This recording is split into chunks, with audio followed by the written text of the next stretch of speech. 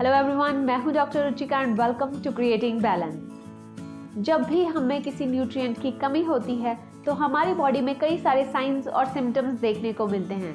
ये साइंस और सिम्टम्स हमारी बॉडी का तरीका है हमारे साथ कम्युनिकेट करने का और हमें बताने का कि हमें किस चीज़ की डेफिशिएंसी है।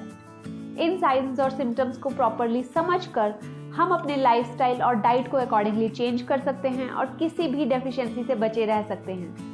वैसे तो विटामिन्स और मिनरल्स हमारी बॉडी में बहुत ही थोड़ी अमाउंट में चाहिए होते हैं, पर क्योंकि हमारी बॉडी इन्हें खुद से नहीं बनाती तो हमें इन्हें अपनी डाइट के थ्रू ही लेना होता है। किसी भी विटामिन और मिनरल की डेफिशिएंसी के यूजुअली दो मेन कारण होते हैं। पहला तो ये कि हम अपनी डाइट के थ्रू ही उन्हें प्रॉपर अमाउंट में नहीं ले रहे, हमारी डाइट में ही कुछ कमी है। और दूसरा रीज़न यूजुअली ये होता है कि हम किसी अंडरलाइंग कॉज या प्रॉब्लम की वजह से हमारी बॉडी उन न्यूट्रिएंट्स को प्रॉपर्ली एब्जॉर्ब नहीं कर पा रही। हम डाइट के थ्रू उन्हें ले तो रहे हैं पर हमारी बॉडी उसे किसी वजह से एब्जॉर्ब नहीं कर पा रही। आज के इस वीडियो में हम डिस्कस करेंगे आयरन डेफिशिएंसी के बारे में, जो कि एनीमिया का एक बहुत बड़ा कारण है, और हम डिस्कस करेंगे विटामिन B12 डेफिशिएंसी के बारे में। तो चलिए शुरू करते हैं वीडियो।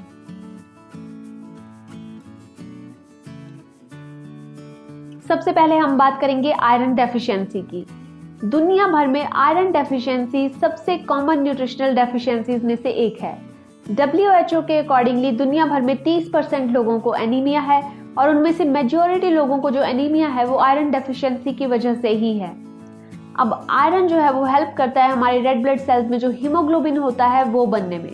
जब भी हमारी बॉडी में आयरन की कमी होती है तो हमारी बॉडी में रेड ब्लड सेल्स का लेवल भी कम हो जाता है और इसी कंडीशन को हम कहते हैं एनीमिया या फिर खून की कमी होना।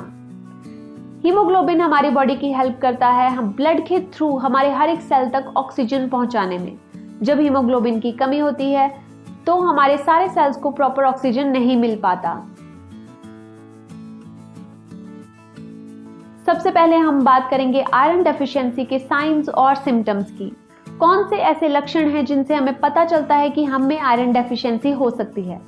वैसे तो किसी भी न्यूट्रिशनल डेफिशिएंसी के जो सिम्टम्स होते हैं वो उसकी स्वेरिटी पर डिपेंड करते हैं, मतलब वो डेफिशिएंसी हमें कितनी देर से है और किस लेवल पर है, हमें कितनी डेफिशिएंसी है उस न्यूट्रिएंट की, इस पर डिपेंड करते हैं उसके सिम्टम्स। पर जो बहुत ही कॉमन सिम्टम्स आयरन डेफिशिएंसी के साथ देखे गए हैं उनके बारे में मैं अभी डिस्कस करूंगी।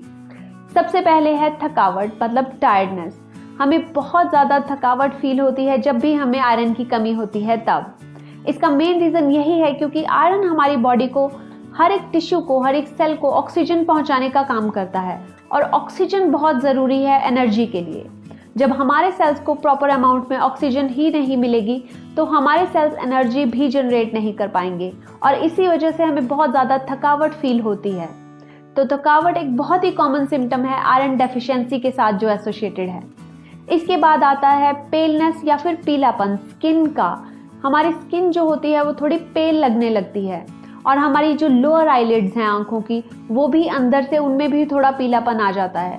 इसका भी कारण यही है क्योंकि हमें हीमोग्लोबिन की कमी हो जाती है और हीमोग्लोबिन ही हमारे ब्लड को रेड कलर देता है और जब हीमोग्लोबिन की कमी है तो हमारी स्किन में थोड़ा पीलापन आ जाता है। इसके बाद होता है कि बहुत ज़्यादा सांस फूलने लगती है हमारी। जब भी हमें आयरन डेफिशिएंसी होती है तो हम कुछ भी थोड़ी सी ज़्यादा एक्टिविटी करते हैं, ज़्यादा तेज़ चलते हैं या सीढ़ियाँ चढ़ते हैं, इन सब एक्टिविटीज़ में हमारी सांस फूलने लगती है। ऐसा इसलिए होता है क्योंकि हमारे में ब्लड की कमी है तो हमारी बॉडी जो है प्रॉपरली ऑक्सीजन हर एक सेल तक नहीं पहुंचा पाती और इसीलिए जब भी हम थोड़ी सी एक्टिविटी करते हैं तो हमारी बॉडी का, हमें सांस फूलने लगता है। इसका कारण यही होता है कि हमारी बॉडी ज़्यादा ऑक्सीजन लेने की कोशिश कर रही है क्योंकि जो उसे नहीं मिल रही। नेक्स्ट जो इसका कॉमन सिम्टम होता है वो होता है रेस्टलेस लेग सिंड्रोम। इसमें बेसिकली ये होता है कि जब भी हम अपनी लेग्स को ज़्यादा देर तक स्टेबल रखते हैं, एक ही पोजीशन पर रखते हैं, तो वो रेस्टलेस होने लगती हैं, उनमें थोड़ी टिंगलिंग सेंसेशन होने लगती है और हम उन्हें मूव करना चाहते हैं। ये सिम्टम स्पेशली प्रोमिनेंट होता है रात को जब हम सो रहे होते हैं तब। इसके बाद आयरन डेफिशिएंसी की वजह से कोल्ड हैंड्स एंड फीट भी हो सकते हैं। हमारे हाथ पैर जो होते हैं वो ठंडे रहने लग सकते हैं क्योंकि हाथों पैरों को, मतलब ये एक्सट्रीमिटीज़ हैं, यहाँ तक हमारा ब्लड प्रॉपरली नहीं पहुँच पाता, तो इसी वजह से हाथ और पैर जो हैं हमारे वो ठंडे रहने लगते हैं। इसके अलावा जब आयरन डेफिशिएंसी ज़्यादा स्वेयर हो जाती है तो हमारे जो नेल्स हैं वो बहुत ज़्यादा ब्रिटल हो जाते हैं और स्पून शेप्ड नेल्स हो जाते हैं। आयरन की कमी से हमारी स्किन और हमारे बाल भी ड्राई और डैमेज्ड लगने लगते हैं।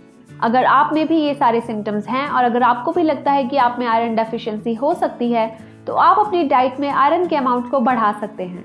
आयरन के बहुत सारे सोर्सेज हैं, जैसे कि हरी पत्तेदार सब्जियां, फिर बीन्स और दूसरी तरह की दालें, या फिर रेजिन्स, सीड्स और नट्स, और कई सारे फ्रूट्स जैसे कि अनार। अपनी डाइट में आयरन की अमाउंट को बढ़ाने के साथ साथ ये भी ज़रूरी है कि हम आयरन की एब्जॉर्प्शन को भी अपनी बॉडी में बढ़ाएं।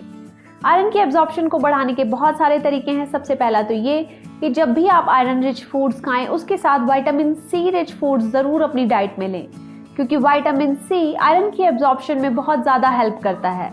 इसलिए आयरन के साथ विटामिन सी लेने से उसकी एब्जॉर्प्शन बढ़ जाती है। इसके अलावा चाय या कॉफ़ी को अवॉइड करना बहुत ज़रूरी है, स्पेशली खाना खाने के या आयरन रिच फूड खाने के 1 से 1.5 घंटा पहले और 1 से 1.5 घंटा बाद तक चाय या कॉफ़ी बिल्कुल ना लें। उसके बाद आप ले सकते हैं, पर एक्सेसिव चाय या कॉफ़ी को अवॉइड ही करना चाहिए। इसके अलावा आयरन रिच फूड्स खाने के साथ आप कैल्शियम ज़्यादा ना लें। कैल्शियम को अलग से ले सकते हैं, पर जब भी आप आयरन रिच फूड खा रहे हैं उसके साथ कैल्शियम ना लें, क्योंकि कैल्शियम भी आयरन की एब्जॉर्प्शन को रोकता है। अगर अपनी डाइट में चेंजेस लाने के बाद भी आपके सिम्टम्स सबसाइड नहीं करते और वो सिम्टम्स वैसे के वैसे रहते हैं, तो आप ज़रूर अपने डॉक्टर को कंसल्ट करें, अपने आयरन लेवल्स चेक करवाएं और फिर डॉक्टर से कंसल्ट करके ही किसी तरह का सप्लीमेंट लें। अब हम बात करेंगे विटामिन B12 डेफिशिएंसी की।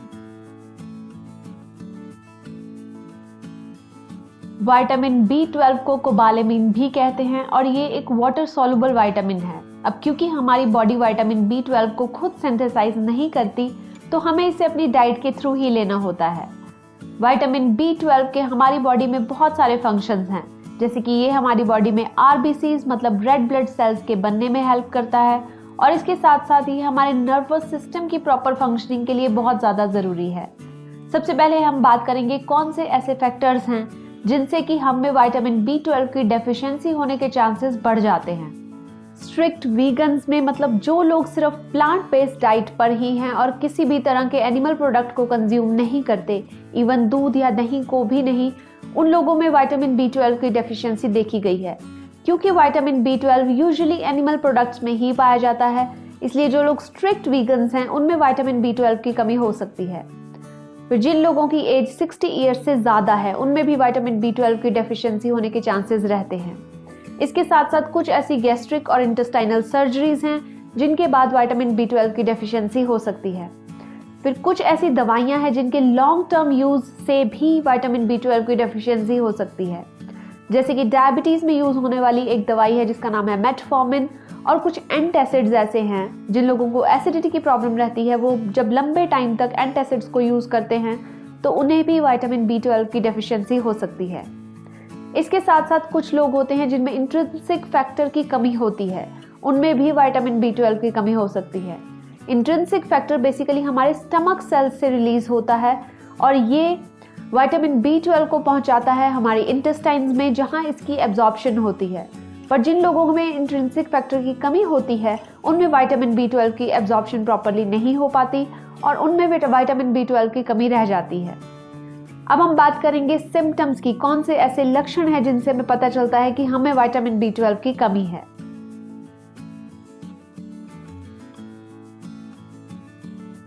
अनफॉर्चुनेटली विटामिन B12 की डेफिशिएंसी के सिम्टम्स आते आते कई बार सालों लग जाते हैं, और वैसे भी इसके सिम्टम्स बहुत ज़्यादा वेग होते हैं और एग्जैक्टली ये कह पाना कि ये विटामिन B12 के कारण ही हैं, ये बहुत ज़्यादा मुश्किल हो जाता है।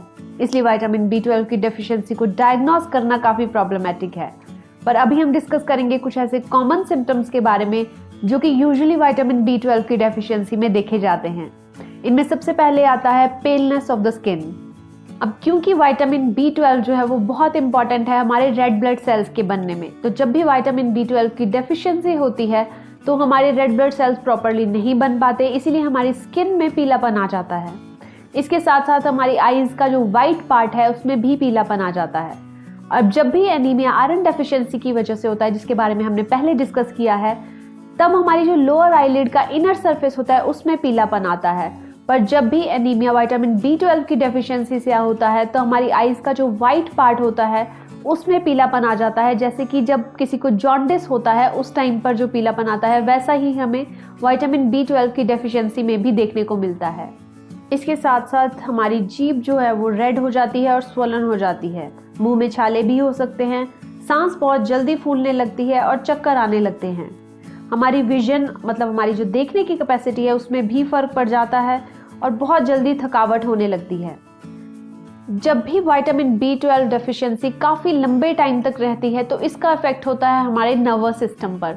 इसी वजह से हमारे बैलेंस और कोऑर्डिनेशन में भी फर्क आ जाता है और जिस तरीके से हम चलते हैं हमारी मूवमेंट में भी फर्क आने लगता है। इसलिए लंबे टाइम तक विटामिन B12 की डेफिशिएंसी का सीधा असर होता है हमारे नर्वस सिस्टम पर। अब हम बात करेंगे विटामिन B12 के सोर्सेज के बारे में। विटामिन B12 यूजुअली पाया जाता है एनिमल प्रोडक्ट्स में, जैसे कि डेयरी प्रोडक्ट्स जैसे दूध, दही, मक्खन। इसके साथ साथ ये होता है एग में, फिश में और मीट में भी। एक वेल बैलेंस्ड डाइट लेने के बावजूद भी अगर आप में किसी तरह की डेफिशिएंसी के कोई सिम्टम्स हैं तो आप अपने डॉक्टर से ज़रूर कंसल्ट करें। आज के वीडियो में बस इतना ही। Thank you very much for watching.